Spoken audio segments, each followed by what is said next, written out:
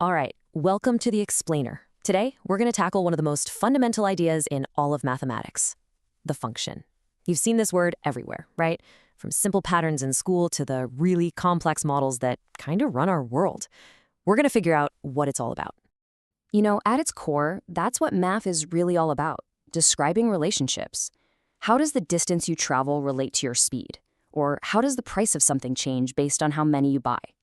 Well, functions are the tool, the language really, that we use to talk about these connections with total precision. Okay, so the easiest way to wrap your head around a function is to think of it like a machine. You put something in, we'll call that the input, and the machine follows a very specific rule to spit one thing out, the output. But here's the key, the absolute non-negotiable rule. For any one input, you get exactly one output. Every single time. It's predictable, no surprises. So yeah, here's the official definition, but don't let it scare you. It's actually super simple. A function is just a rule that gives exactly one output to each input you're allowed to use. That phrase, exactly one output, that is the absolute heart and soul of what a function is. It's the one rule that matters more than anything else. Okay, so one rule can be seen in a whole bunch of different ways. And to show you what I mean, we're going to follow one specific function, f of x equals 3x plus 5, and we're just going to watch it come to life in a few different forms. So let's go back to our trusty machine here. For this function, the rule is pretty straightforward. You take whatever number you put in, you multiply it by 3, and then you add 5. So let's say we pop in the number 2. Okay, multiply by 3, that gives us 6, add 5, and boom, out pops 11. Simple as that. You know, a great way to keep track of all this is with a simple table. We can list our inputs, our x values in one column, and then we put their matching outputs right next to them in another. What you get is this really neat snapshot of our rule in action for a few different numbers. And this is a really, really important point. Looking at the same idea from different angles isn't just for practice. It actually gives us a much richer, deeper understanding of what's going on. Each one of these views, the machine, the words, the table, tells us something unique about the function's story. But here's where the magic really happens. What if we take those pairs of numbers from our table and plot them as points on a graph? Well, something kind of amazing happens. They all line up perfectly. A graph gives us a picture of the entire function, all at once, not just a few little examples. We can see the whole pattern, and in this case, it's a straight line, which, hey, is exactly why we call this a linear function. So let's put it all together. We've got 4 main ways to tell a function's story. We can just say it in words, multiply by 3, then add 5. We can write it down as a nice, compact equation. We can list out some examples in a table. Or we can draw a picture of it as a graph. All 4 of these are talking about the exact same relationship. You know, sometimes the best way to understand what something is to understand what it isn't. So let's kind of push the boundaries here a little bit. What does it take for a relationship to fail the function test? And it all comes back to that one single deciding rule. If every input you have gives you exactly one output, congratulations, you've got a function. But if even one of your inputs can give you 2 or 3 or more different outputs, well, it's not a function. We'd call it a relation, sure, but it doesn't get to join the function club. And hey, there's a really cool visual trick for this. It's called the vertical line test. All you do is imagine sliding a vertical line across a graph. If that line can touch the graph in more than one place at the same time, it fails the test. It's not a function. Take a look at this circle. See how a vertical line can hit it in 2 spots at once? That means one input has 2 outputs. So a circle can't be the graph of a function. Okay, this next one, this is a question that trips up a lot of people.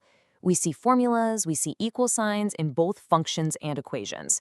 So are they just 2 different words for the same thing? Well, the answer is no, but they're very, very closely related. So let's break it down. Think of it like this. An equation is like a statement. It just says, hey, this side equals that side. It's a condition. But a function is a process. It's an action. It says, if you give me this input, this rule produces an output. They have different jobs. So here's the crucial link. An equation can be like the source code for a function. Take the equation x squared plus y equals 5. The way it's written, it's just stating a fact. But if we do a little algebra and rearrange it to say y equals 5 minus x squared, suddenly we can see it as a function rule. For any x we put in, the output y is going to be 5 minus x squared. The equation literally defines the function for us. All right, so we've got this machine, right? It takes an input, does its thing, and gives us an output. But what if we wanted to go backwards? What if we have the output and we want to figure out what the original input was? Well, that's the whole idea behind something called an inverse function. And what's so cool about this is how elegant it is. To undo a process, you just do the opposite things in the reverse order. So remember our function. It was multiply by 3, then add 5. To go backwards, we undo the last step first. So we subtract 5. Then we undo the first step. So we divide by 3. And just like that, we've built our inverse function. And visually, oh, this is just beautiful. If you draw the graph of a function and its inverse on the same set of axes, they will always be perfect mirror images of each other. They reflect across that diagonal line where y equals x. It's just a stunning display of mathematical symmetry. But, of course, there is a catch. There is always a catch, right? Not every function has an inverse. Think about the function h of x equals x squared. The input 2 gives you 4, but the input negative 2 times also gives you 4. So if you try to go backwards from 4, the inverse gets confused. It wouldn't know which one to go back to, 2 or negative 2. Since it would have one input with 2 possible outputs, it wouldn't be a function itself. All right, let's boil this all down to the key takeaways. First and most important, a function has a strict rule. One input leads to exactly one output. We know we can look at it in lots of ways, as a table, a graph, an equation, or just in words. We also know that something is not a function if one input can lead to many outputs. And we saw that an equation can be the source code that defines a function. And finally, that some, but not all, functions can be run backwards using an inverse. Because in the end, a function is so much more than just a formula you plug numbers into. It's this really deep and powerful idea about how things in the world are connected.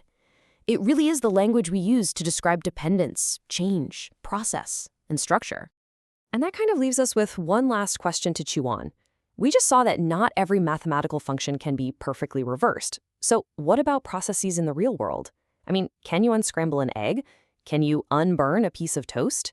Can every process really be reversed? Something to think about.